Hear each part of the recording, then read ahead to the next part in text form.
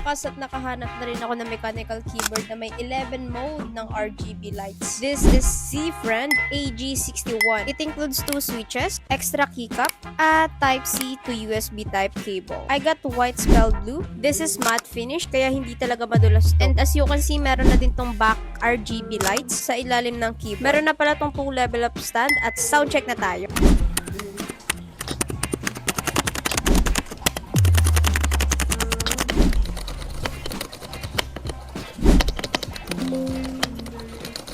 Swabing-swabe talaga yung tunog. Mind you guys, meron na pala tong 11 mode of RGB lights. Kaya pwedeng-pwede to sa pang-gaming. Napakaangas at napaka-forma nito. Check out mo na!